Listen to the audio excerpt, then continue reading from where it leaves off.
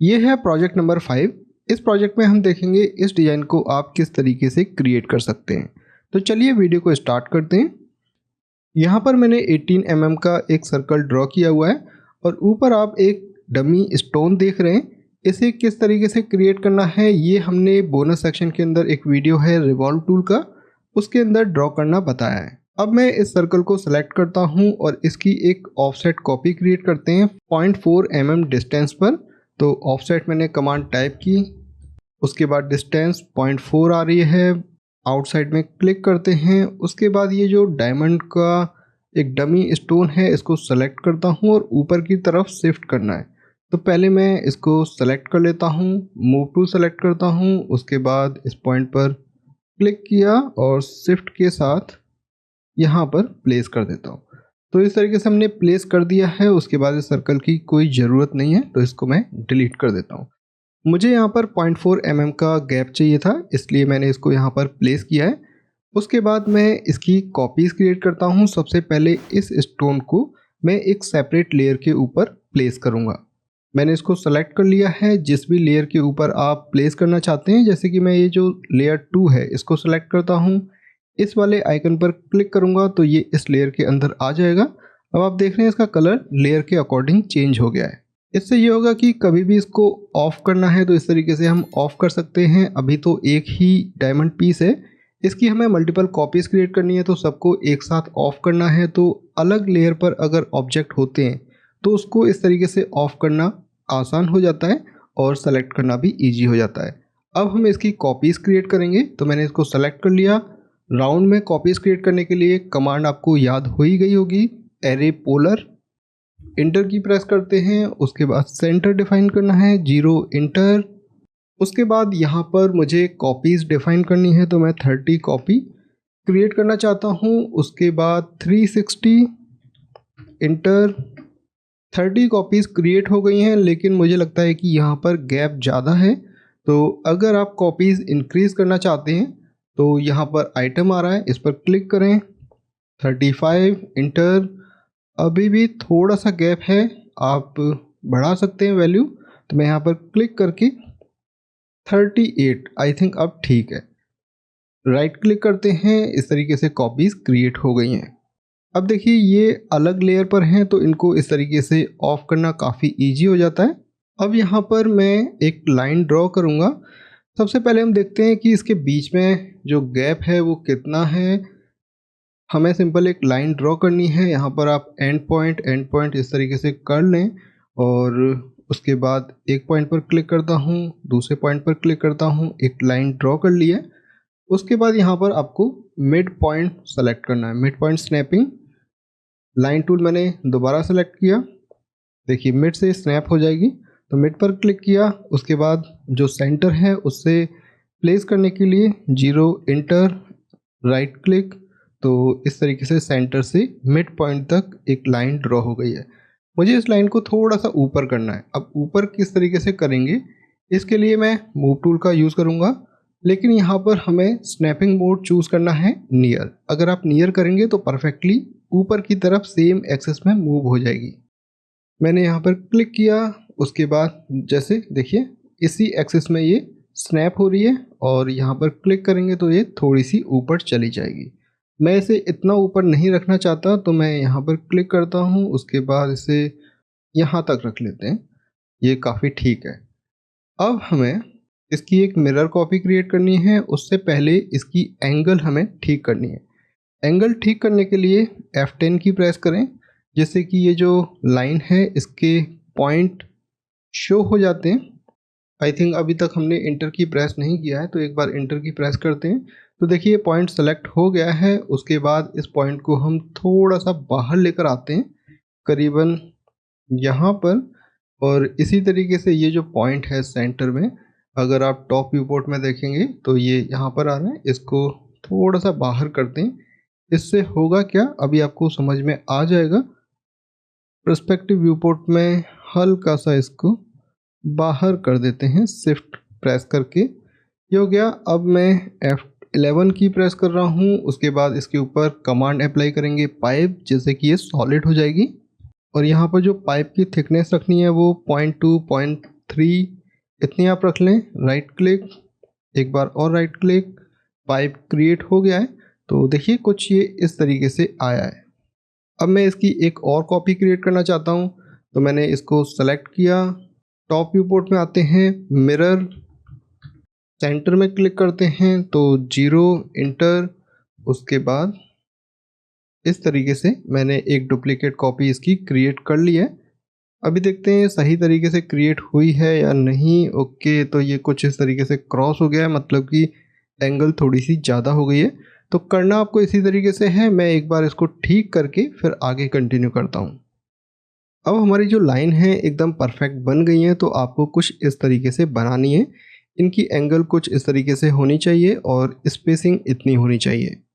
अब यहाँ पर जो लाइन एक्स्ट्रा है नीचे की साइड में, इसको हमें ट्रिम करना है या स्प्लिट करना है। इसके लिए हम यहाँ पर इस सर्कल को सेलेक्ट करते हैं और एक्सट्रूड करते हैं। एक्सट्रूड कर, और यहाँ पे आप देखेंगे इस तरीके से एक्सट्रूड हो रहा है। टॉप व्यू पोर्ट का यूज़ करके करीबन मैंने इतना एक्सट्रूड कर दिया है। इसका यूज़ करके यहाँ पर बूलियन कमांड यूज़ करने वाला हूँ। तो बूलियन टाइप करता हूँ, बूलियन डिफरेंस, इंटर की प्रेस करते हैं।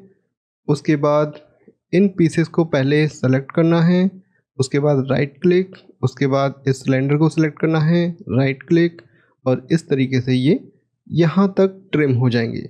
तो बूलियन कमांड आप यूज़ कर लें, स्प्लिट यूज़ कर लें, जो आपको ठीक लगता है वो आप यूज़ कर सकते हैं। अब हमें यहाँ पर इस डायमंड को प्लेस करने के लिए एक सिलेंडर या कैप्सूल जैसी शेप क्रिएट करनी है। इसके लिए यहाँ पर मैंने एक सर्कल बनाया था, उसको देख लेते हैं। आई थिंक ये सेलेक्ट नहीं हो पाएगा, मुझे लगता है कि एक और सर्कल हमें ड्रॉ करना है। तो सर्कल टूल मैंने चूज़ किया, उसके बाद सेंटर। तो यहाँ पर आप देखेंगे ये कुछ इस तरीके से स्नैप करने लग जाएगा, और यहाँ पर मैं एक सर्कल ड्रॉ कर देता हूँ। तो एक सर्कल ड्रॉ हो गया है, लेकिन ये जो सर्कल है वो थोड़ा सा ऊपर नीचे की तरफ मूव करते हैं, करीबन यहाँ तक। और ये थोड़ा सा बाहर होना चाहिए, इसलिए मैं इसकी एक ऑफसेट कॉपी क्रिएट करता हूँ 0.1 डिस्टेंस के साथ। तो देखिए आई थिंक 0.1 थोड़ा सा ज़्यादा हो जाएगा, तो यहाँ पर 0.05 आई थिंक अभी ठीक है। उसके बाद यहाँ पर जो सर्कल था उसको चाहे तो आप डिलीट कर सकते हैं, और इसी काम को हम स्केल के थ्रू भी कर सकते थे। अब इसको सेलेक्ट करते हैं और एक्सट्रूड कर, नीचे की साइड में मुझे एक्सट्रूड करना है, तो बोथ साइड की जगह पर सिंगल साइड ही करेंगे, और नीचे की साइड देखिए यहाँ तक मैं इसको एक्सट्रूड कर रहा हूँ। तो देखिए इस तरीके से एक सिलेंडर क्रिएट हो गया है, लेकिन मुझे ये बॉटम साइड से थोड़ा सा पतला चाहिए, ऊपर की साइड में इतना ही चाहिए। तो ये किस तरीके से करेंगे, इसके लिए यहाँ पर कोई कर्व नहीं है, तो यहाँ पर मुझे एक कर्व क्रिएट करना है, जिसके लिए एक कमांड मैं यूज़ कर रहा हूँ, duplicate edge. Duplicate edge command आ गई है, इंटर की प्रेस करते हैं, इस एज पर क्लिक करता हूँ, उसके बाद right click, control C, control V. तो यहाँ पर एक कॉपी आ गई है। उसके बाद इस सिलेंडर को चाहे तो आप डिलीट कर सकते हैं। इस कर्व को सेलेक्ट करूँगा, उसके बाद इसे स्केल करेंगे। तो स्केल करने के लिए मैं यहाँ पर 3D स्केल यूज़ कर रहा हूँ, और टॉप व्यू पोर्ट का आप यूज़ कर सकते हैं या इस व्यू पोर्ट का भी यूज़ कर सकते हैं। जैसे मैंने यहाँ पर क्लिक किया तो सेंटर इसने स्नैप कर दिया। शिफ्ट के साथ इस तरीके से आपको क्लिक करना है, और अंदर की साइड कितना छोटा करना है देखिए आप स्क्रीन पर देख सकते हैं कि कितना छोटा आपको करना है। तो शिफ्ट के साथ मैंने करीबन इसको इतना छोटा कर दिया है। बाहर क्लिक करते हैं, इसको डिलीट कर देते हैं। अब हमारे पास यहाँ पर ये कर्व है और एक ये कर्व है। इन दोनों के बीच में सरफेस क्रिएट करने के लिए लॉफ्ट कमांड यूज़ करेंगे, जो कि सरफेस मेन्यू के अंदर लॉफ्ट, राइट क्लिक, ओके, इस तरीके से एक सरफेस क्रिएट हो गया है। अब यहाँ पर ये जो एक्स्ट्रा पार्ट आ गया है, एक बात और, मैं इन डायमंड पीसेस को एक बार ऑफ करके दिखाता हूँ। तो ये इस तरीके से हॉलो है। हॉलो को फिल करने के लिए मैंने इसको सेलेक्ट किया, कमांड है CAP कैप, इंटर की प्रेस किया, और ये इस तरीके से कैप हो गया। और इस तरीके से अगर कैप नहीं होता है तो आप डुप्लीकेट एज करके और उस सर्कल को सिलेक्ट करने के बाद यहाँ पर टूल होता है सरफेस फ्रॉम प्लेनर कर्व, इसका भी यूज़ कर सकते हैं। उसके बाद आपको इस प्लेनर को और इस सरफेस को जॉइन करना पड़ेगा, नहीं तो ये अलग अलग रहेंगे। अब मैं यहाँ पर इसको वापस एक्सट्रूड करता हूँ। सेम उसी तरीके से टॉप व्यू पोर्ट का यूज़ करके आप कर लें। अब देखिए एक ही साइड में हो रहा है, तो मुझे यहाँ पर बोथ साइड करीबन इतना, उसके बाद बूलियन डिफरेंस, इसको सेलेक्ट करते हैं, राइट क्लिक, इसको सेलेक्ट करते हैं, राइट क्लिक। तो ये आप समझ गए होंगे बूलियन डिफरेंस कितना यूज़फुल टूल है। उसके बाद इन डायमंड्स को मैं एक बार ऑन करता हूँ तो देखिए कुछ इस तरीके से आ रहा है। अब यहाँ पर जो डायमंड है इसके लिए मुझे एक कैविटी, एक शेप क्रिएट करनी है। तो इस शेप को आप किस तरीके से क्रिएट कर सकते हो, यहाँ पर देखिए हमारे पास एक सरफेस ऑब्जेक्ट है जो कि डायमंड है। मैं Ctrl+C Ctrl+V दो कॉपीज़ मैंने सेम पोजीशन पर क्रिएट कर दिए, क्योंकि जब मैं बूलियन कमांड अप्लाई करूँगा तो ये डिलीट हो जाएगी, इसलिए मैंने इसकी एक के ऊपर एक दो कॉपीज़ क्रिएट कर ली हैं। अब हम बूलियन कमांड को अप्लाई करते हैं, बूलियन डिफरेंस। उसके बाद इस वाले ऑब्जेक्ट को पहले सेलेक्ट करेंगे, राइट क्लिक, उसके बाद डायमंड को सेलेक्ट करता हूँ, सरफेस को सेलेक्ट किया, राइट क्लिक। अब चेक कर लेते हैं तो देखिए इस तरीके से एक कैविटी, एक शेप क्रिएट हो गई है उस स्टोन को प्लेस करने के लिए। अब मैं इन तीनों शेप को विंडो सिलेक्शन से इस तरीके से सेलेक्ट करता हूँ और एक बार पोलर एरे कमांड वापस अप्लाई करते हैं, एरे पोलर 0 इंटर।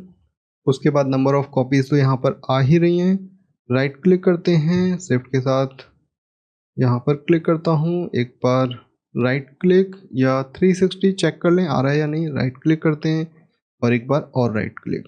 तो ये देखिए इस तरीके से हमारी शेप क्रिएट हो गई है और डायमंड्स को भी ऑन कर देते हैं।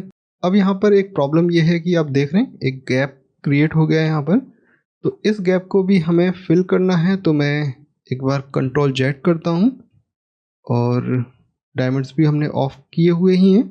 तो इस वाली शेप को हम एक बार, हमें यहाँ पर ये जो शेप है इसकी एक कॉपी क्रिएट करनी पड़ेगी। मैंने इसको सेलेक्ट किया, तो कॉपी करने के लिए हम यहाँ पर रोटेट कमांड का यूज़ करेंगे। कॉपी चाहिए, यस हमें कॉपी चाहिए, ओरिजिनल ऑब्जेक्ट को मूव नहीं करना है। Centre of rotation 0 inter. उसके बाद यहाँ पर क्लिक करता हूँ और यहाँ पर देखिए इस पॉइंट से, सेंटर पॉइंट से एक कॉपी क्रिएट करते हैं। तो देखिए कितना इजी हो जाता है रोटेट टूल का यूज़ करके कॉपी क्रिएट करना। अब यहाँ पर इन डायमंड्स को हम ऑफ कर देते हैं और ये वाला जो एरिया है इसको भी अगर आप हाइड करना चाहते हैं तो देखिए हाइड कैसे करेंगे। मैंने इनको सेलेक्ट किया विंडो सिलेक्शन से, यहाँ पर बल्ब होता है, कमांड भी टाइप कर सकते हैं हाइड, इस पर क्लिक करेंगे ये हाइड हो जाएगा। और साइड व्यू पोर्ट में आप ये जो गैप देख रहे हैं इसके लिए मैं लाइन टूल से एक कुछ इस तरीके की शेप ड्रॉ कर रहा हूँ। यहाँ पर आप देख सकते हैं नियर या एंड पॉइंट आप स्नैप कर लें और सेंटर को ऑफ करते हैं, क्वाड्स को भी ऑफ करते हैं, नहीं तो वो प्रॉब्लम क्रिएट करेगा। तो यहाँ पर मैंने एक पॉइंट, यहाँ पर एक पॉइंट थोड़ा सा मैं एक्स्ट्रा ही बना रहा हूँ इसको। उसके बाद यहाँ पर इस तरीके से हमने एक रेक्टेंगल ड्रॉ कर लिया है। यहाँ पर मैं क्लिक करता हूँ, जो शेप मैंने हाइड की थी उनको ऑन करते हैं और यहाँ पर जो अभी हमने रेक्टेंगल ड्रॉ किया है उसको सेलेक्ट करता हूँ, रेक्टेंगल ये रहा, इसको हम एक्सट्रूड करते हैं। आई थिंक ये टिल्टेड बना है क्या, ये देखिए कुछ टिल्टेड बना है ये, तो इसको ठीक करते हैं। यहाँ पर जो कर्व मैंने बनाया था उसको मैंने डिलीट करके एक बार दोबारा बना दिया है दूसरी लेयर के ऊपर। तो एक बार मैं आपको दिखाता हूँ, ये मैंने एक अलग लेयर पर कुछ इस तरीके से, फ्रंट व्यू पोर्ट पर आप देखेंगे तो कुछ इस तरीके से बनाया हुआ है और उसको मैंने एडिट किया था पर काम बना नहीं। तो इसकी पॉइंट को थोड़ा सा ऊपर करते हैं, देखने में ठीक लगेगा, F11, और इसको मैंने अलग लेयर पर प्लेस कर दिया है, उससे कोई भी दिक्कत नहीं होती है। उसके बाद इसको हम सेम इसी तरीके से एक्सट्रूड करेंगे ताकि ये जो गैप है वो फिल हो जाए। तो मैंने इसको सेलेक्ट किया, एक बार बाहर क्लिक करते हैं, आई थिंक वो सेलेक्ट ही था। Extrude curve. आप टॉप व्यू पोर्ट में देख सकते हैं कहाँ तक वो एक्सट्रूड हो रहा है, तो मुझे कुछ यहाँ तक एक्सट्रूड करना है जिससे कि ये जो गैप है वो फिल हो जाएगा। उसके बाद हमें इसकी कोई ज़रूरत नहीं है तो इसको डिलीट करते हैं और उसके बाद ये जो हमारे पास शेप आ गई हैं इनको सेलेक्ट करेंगे तो सब कुछ सेलेक्ट हो गया। पोलर एरे एक बार दोबारा अप्लाई करता हूँ और ये कॉपीज़ क्रिएट हो गई हैं। यहाँ पर जो लेयर मैंने हाइड की हैं उनको एक बार ऑन कर लेते हैं तो देखिए इस तरीके की ये जो शेप है वो क्रिएट हो गई है। और यहाँ पर जो एक्स्ट्रा ये आप देख रहे हैं इनको अगर आप डिलीट करना चाहें तो मैं यहाँ पर ये जो सर्कल मैंने बनाया था इसकी एक और कॉपी क्रिएट करता हूँ। सर्कल आई थिंक इस वाली लेयर पर है। डायमंड को हम ऑफ करते हैं, एक बार कंट्रोल जेड करते हैं। ओके, ये है हमारा सर्कल, इसको सेलेक्ट कर लिया। ऑफसेट कितना करना है वो हमें यहाँ पर डिफाइन करना है। मैं 2 mm देखते हैं 2 mm में कहाँ तक जाता है, नहीं तो हमें स्केल करना पड़ेगा। 2 mm ज़्यादा है तो 1.8 mm 1.6 करते हैं, आई थिंक ठीक है। 1.6 mm का ऑफसेट मैंने क्रिएट कर दिया है। उसके बाद इसको थोड़ा सा बाहर लेकर आते हैं और इसे भी एक्सट्रूड करेंगे। तो कुछ यहाँ तक मैंने एक्सट्रूड कर दिया है। अब देखिए बूलियन कमांड में अप्लाई करूँगा तो नीचे की सारी शेप डिलीट हो जाएगी, लेकिन मुझे नीचे वाली ही शेप चाहिए, ऊपर वाली शेप नहीं चाहिए। अब मैं यहाँ पर स्प्लिट टूल अप्लाई करूँगा। इसके लिए स्प्लिट टूल को सेलेक्ट करते हैं और पहले इनको सेलेक्ट करेंगे, राइट क्लिक, उसके बाद इसे सेलेक्ट करना है, राइट क्लिक। तो एक बार स्प्लिट कमांड अप्लाई हो गई है, ये मैंने पहले भी बताया है। और एक बार इसको दोबारा करते हैं लेकिन रिवर्स मोड में। तो इसको सेलेक्ट किया, राइट क्लिक, उसके बाद इनको सेलेक्ट करना है, राइट क्लिक। तो इससे होगा क्या, मैं एक बार आपको डिलीट करके दिखाता हूँ। तो यहाँ पर जो कट हुआ है, अगर आप यहाँ पर बुलियन से करेंगे तो बुलियन से तो नीचे वाला पार्ट डिलीट हो जाएगा। और अगर आप यहाँ पर किसी और मेथड से करेंगे तो हॉलो एरिया आता है। तो हॉलो एरिया ना आए उसके लिए हमें स्प्लिट कमांड अप्लाई करनी है। तो स्प्लिट करने के बाद अब इन सबको मैं सेलेक्ट करता हूँ। अगर इस तरीके से करेंगे तो जो कर्व होते हैं वो भी सेलेक्ट हो जाते हैं, उनकी भी कॉपीज़ क्रिएट हो जाएगी। तो उनकी कॉपी क्रिएट नहीं करनी है। उसके बाद इसको भी सेलेक्ट करते हैं। ओके, सारे सेलेक्ट हो गए। एरे पोलर 0 इंटर, उसके बाद राइट क्लिक, कॉपीज़ अप्लाई कर दी हैं। उसके बाद 360 राइट क्लिक। तो ये देखिए कुछ इस तरीके से हमारी जो ज्योमेट्री है वो क्रिएट हो गई है। अब अगर आप यहाँ पर सारे कर्व्स को सेलेक्ट करके डिलीट करना चाहते हैं तो उसके लिए भी एक हमारे पास कमांड है। कमांड का नाम है SELCRV, सेलेक्ट कर्व। तो ये कमांड कहीं पर देखने को नहीं मिलेगी, आपको टाइप ही करनी पड़ेगी। तो इंटर की मैंने प्रेस की और यहाँ पर आपको कर्व्स कितने हैं वो बता रहा है। अगर आप डिलीट करना चाहते हैं तो डिलीट कर सकते हैं। मैं किसी दूसरी लेयर के ऊपर इनको प्लेस कर देता हूँ और उसके बाद उस लेयर को मैं हाइड कर देता हूँ ताकि कर्व्स हमारे वहीं पर रहें लेकिन शो ना हो। अभी यहाँ पर कर्व सही तरीके से प्लेस नहीं हुए थे तो एक बार मैंने दोबारा उनको प्लेस कर दिया है। अब हमारी डिज़ाइन कंप्लीट हो गई है।